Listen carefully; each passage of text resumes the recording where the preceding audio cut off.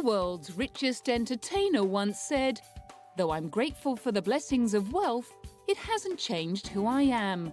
My feet are still on the ground, I'm just wearing better shoes." Perhaps that's because the Queen of Daytime Talk knows just as much about poverty, pain and struggle as many of her downtrodden guests. Oprah Gail Winfrey was born into a Mississippi Baptist family to unmarried teenage parents on January the 29th, 1954. With her father Vernon away on duty in the army and her mother Vanita unable to care for her, baby Oprah lived in poverty with her grandmother Hattie Mae, who reportedly whipped her with a switch whenever she stepped out of line.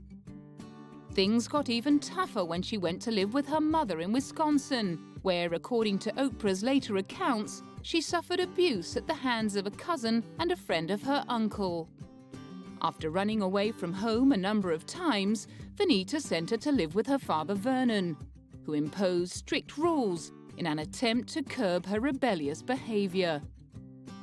They weren't enough to prevent her from running riot, and at the age of 14 she fell pregnant. The baby died at birth, and perhaps it was that tragedy that brought Oprah around to realizing that success, rather than self-destruction, was the best way to avenge her abuse. She fulfilled the prodigious potential she'd shown as a 3-year-old reciting passages from the Bible in church by becoming an honor student and joining the speech team at school. At the age of 18, she proved she had both the beauty and brains for a future career in television by winning a Miss Black Tennessee beauty pageant and a full scholarship to Tennessee State University to study communications. After several years as a news anchor in Nashville and Baltimore, she found herself hosting a little-watched morning talk show called AM Chicago. Within months, the show had jumped from the bottom to the top of the ratings, and the Oprah Winfrey Show was born. The hour-long show went national and quickly overtook former favourite Phil Donahue to become the #1 daytime talk show in America. Time magazine declared, "It's the talk show as a group therapy session," and that what Oprah lacked in journalistic toughness, she made up for in plain-spoken curiosity, robust humour, and above all, empathy. According to Forbes magazine, it also helped turn her into the world's most powerful celebrity. At the end of the 20th century, Life rated her the most influential woman on the planet.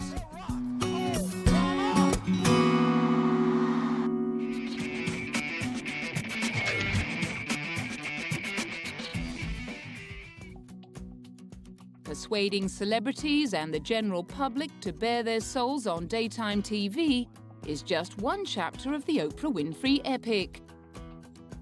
In 1985, with barely any acting experience, she played the downcast Sophia in Steven Spielberg's film adaptation of Alice Walker's novel, The Color Purple. Her first big-screen outing won her an Academy Award nomination. Championing black female writers like Toni Morrison and Maya Angelou on her talk show and through her book club helped Oprah win Alice Walker's trust, and she persuaded her to take The Color Purple one step further. Oprah produced the musical, which drew an A-list crowd of fans to its opening in 2005. How incredible is this? I mean, for anybody that has seen the movie, you just really felt that it was just so groundbreaking and how our culture changed and everything like. And for Oprah Winfrey, only Oprah Winfrey could do this, bring it to Broadway, and I'm sure we're going to be blessed once again. The show was well received by critics, and the following year she was biting her nails on the way into the Tony Awards. Steven Spielberg told me this when I was nominated for The Color Purple. No matter how much fun the process of being nominated is, the moment in which you actually, the 5 names are called, and yours is one of them, you are just making a deal with God. Please let them call my name. And then there's that moment when your name isn't called, and how do you hold your face? So I say, no matter what happens, keep your face on straight. She didn't have to keep her face on straight when LaShanza's name was called to collect the Best Lead Actress Award for her role as the brave Celie. But by then, Oprah had already set her sights on the next big mountain to climb, the challenge of starting up her own radio channel. This is another milestone, full circle moment for me, because I started out in radio when I was 16 years old. And it is an honor to be here today with all of my friends, because my broadcasting career has been about trying in every way possible to uplift, enlighten, encourage, and entertain our audiences. And now I'm going to get by with a little help from a lot of my friends who also are going to be offering encouragement, offering enlightenment, offering a sense of entertainment and fun so that people can live their best lives on XM 156. It became the latest addition to a media empire that includes her magazine O, her book club, and her online portal, Oprah.com, all of which fall under the auspices of her own multimedia company, Harpo, the production company that set Oprah on the way to her first billion by producing The Color Purple in 1985. As well as bankrolling other TV shows like Dr. Phil, Rachel Ray, and the upcoming The Dr. Oz Show, she was honored to embark on the lengthy process of bringing Denzel Washington's directorial project, The Great Debaters, to the big screen. I think it was almost 4 years ago when we first gave this script to Denzel, and with the hope that he would direct it and also be in it.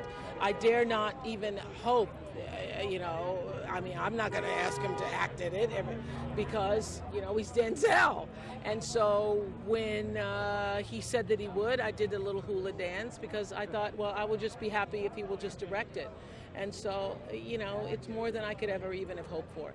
The film, co-starring Forrest Whitaker, which tells the story of the 1935 champion debate team from all-black Wiley College, was especially close to the heart of the former high school speech champion.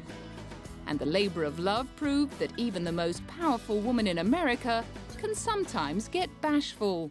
I was emailing Forrest, and I was like, well, I think that, we're going to be talking to you about, I dared not even ask the question myself.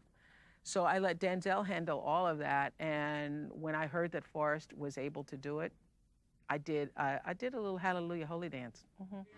And the famously emotional media mogul was overwhelmed with Denzel's direction.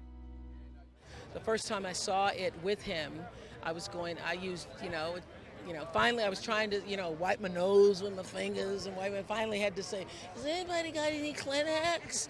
And trying to cry quietly. At the end of it, he's so sweet. He said to me, well, did you like it? Did I like it? I have a headache from trying not to suppress myself from bawling in the room, I didn't want to go into the so he'd think I needed therapy or something.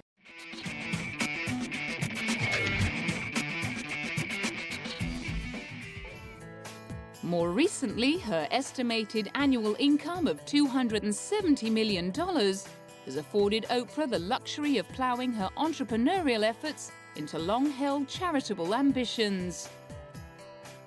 In 2007, she committed $40 million of her own money to opening the Oprah Winfrey Leadership Academy for Girls in South Africa. I wanted to educate girls because I was a poor girl who grew up with my grandmother, as so many of these girls, because of AIDS, are now left to be raised by their grandmother. And as I was raised by my grandmother, with no running water and no electricity, but given the kind of support and given the desire to have an education by my grandmother, who believed that education was everything. And so I wanted to be able to give back to African girls what I'd been given.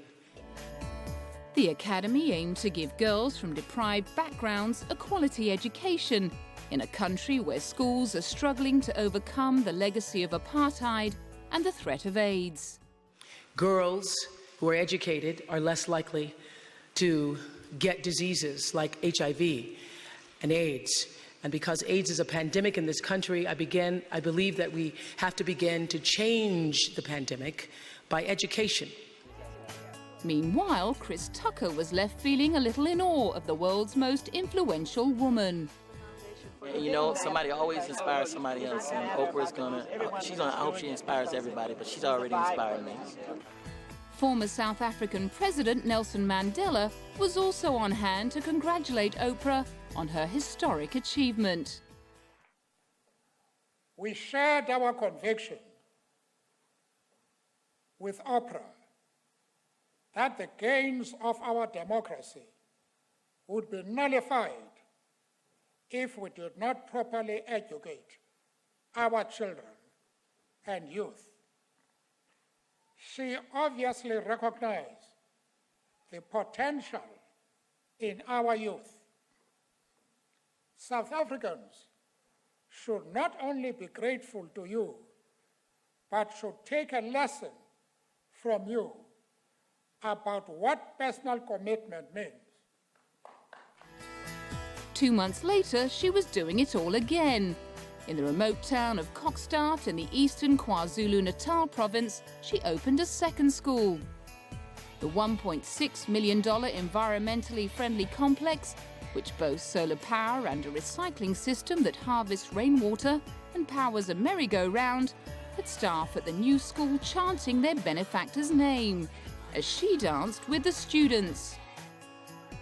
She even took some of them for a night out at the theatre for the opening of the South African production of The Lion King. It's a special production because, first of all, it gives the African artists an opportunity to do their thing, to really expose them in a way that a lot of the world has not seen. And so it's special because of its content, it's special because of its context, it's special because it's here, it's special because all of my girls get to see it for the first time, it's special because I get to see it in Africa, we get to experience it in this new theater that was built just for, it's all special. And we all say, Mufasa, woo! That's how special it is. The South African schools represent the pinnacle of Oprah's philanthropic endeavours that began in earnest back in 1988 with the formation of her Angel Network, aimed at encouraging people around the world to help others. It has since handed out more than $51 million worth of grants to like-minded organisations. Aside from pursuing her own charitable projects, she's also thrown her weight behind a host of other initiatives launched by fellow celebrity philanthropists. In 2002, Oprah received a flattering introduction from Jay Leno as she stepped up to present the biannual Carousel of Hope Gala, which raises money for the Barbara Davis Center for Childhood Diabetes. Right now, the second most important person in the United States, one of my all-time favorites, one of the great ladies of the world. She needs no introduction, Oprah Winfrey, ladies and gentlemen. 4 years later, she joined U2 frontman Bono in a highly publicized shopping spree on Chicago's Magnificent Mile to launch a line of Red products, from which a portion of the profits would be donated to a global AIDS fund. And of course, she's always on call to support the efforts of her great friend and champion Nelson Mandela.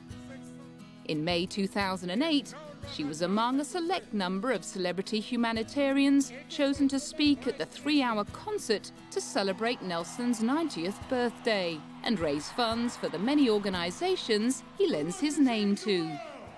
For every 14 seconds, there is a child somewhere in the world orphaned by AIDS.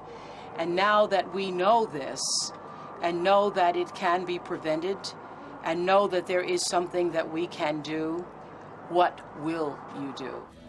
On the way into a star-studded dinner in his honor, she revealed the more personal side to their relationship. Oh God, he's still funny, he's still cracking jokes. They're not so funny, but he still has that sort of glimmer in his eye. He doesn't feel what we think 90 is at all. He still is very much lively and alive. That's what I loved about tea with him.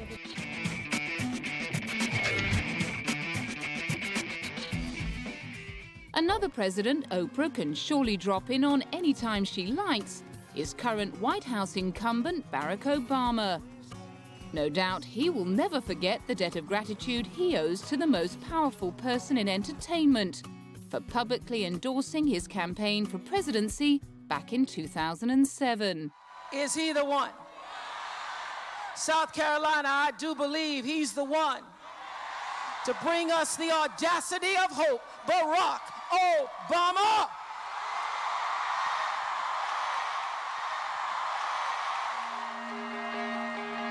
It's Obama time!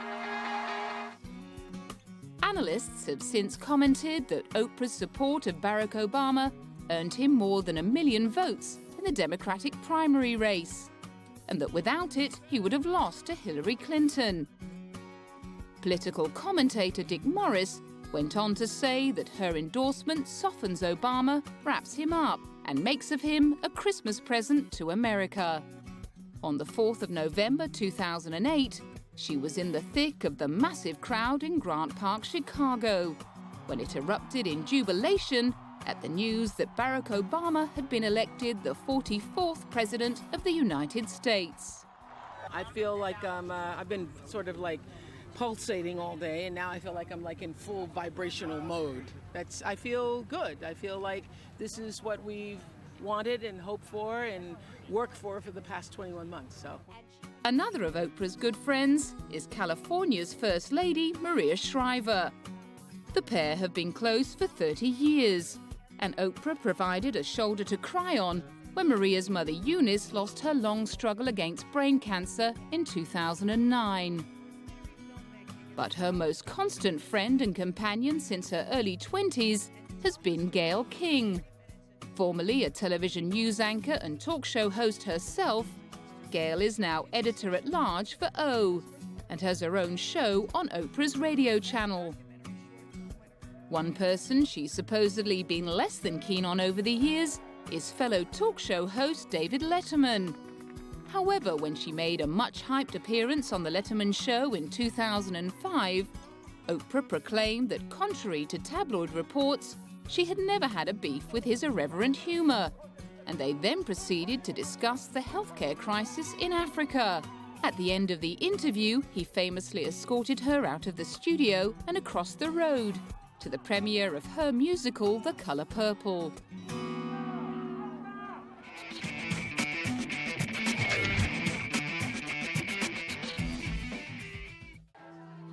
Despite all of her incredible achievements, influential friends and power, however, Oprah's rise has not been without its setbacks and controversies.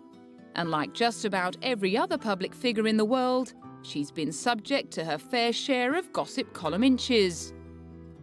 Her yo-yoing weight, outspoken stances, political allegiances, and soft spot for a hard luck story have all drawn criticism over the years. But one of the most persistent rumours revolves around Oprah's private life, largely due to the fact that now in her mid-50s, she's still the world's most eligible singleton. Her 2-decade engagement to Stedman Graham has added fuel to the flames, as has the closeness of her relationship with best friend Gayle King.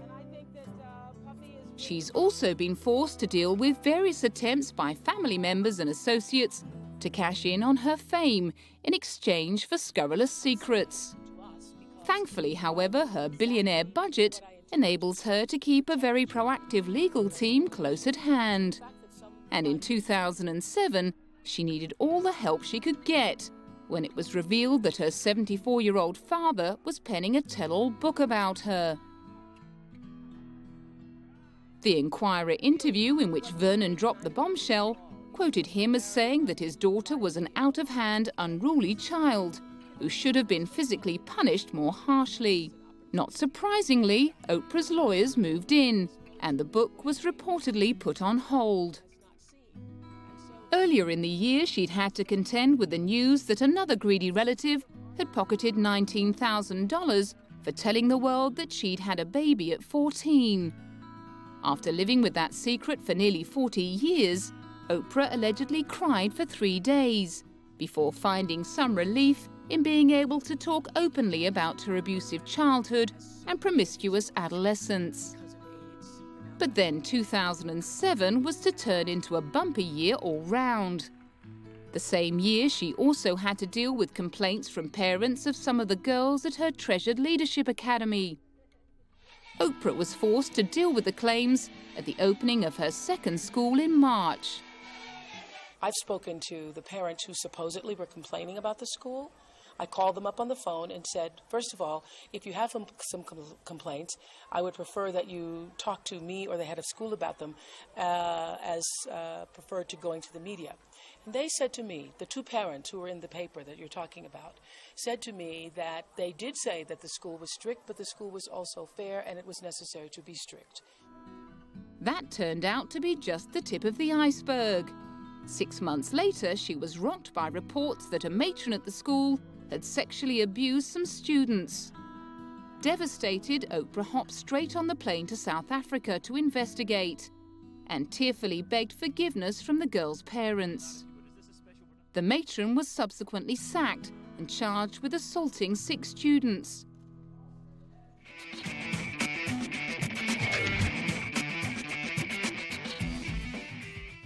But then Oprah's supreme ability to triumph over adversity is what had set her on the path to becoming the world's most influential woman, and what has kept her at the top of Forbes magazine list of most powerful celebrities for the best part of a decade.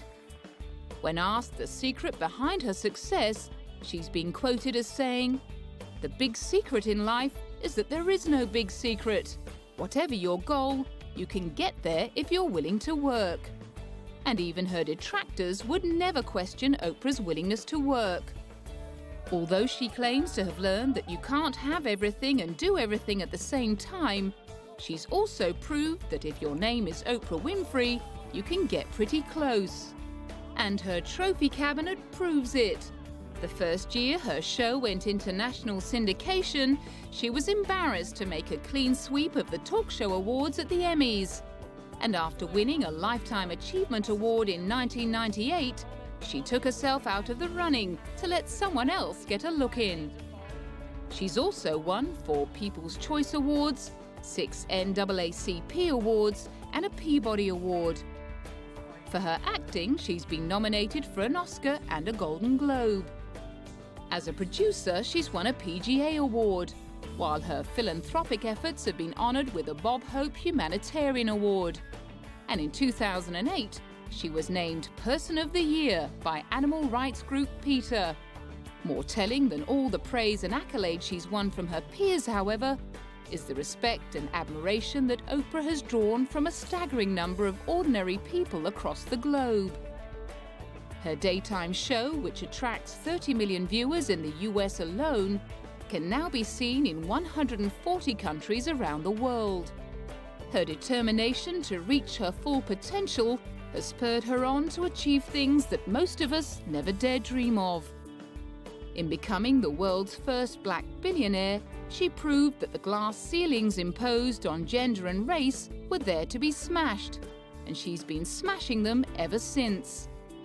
But what makes Oprah Winfrey truly inspiring is her eagerness to share the secrets of her journey of self-discovery that have led her from one major milestone to the next.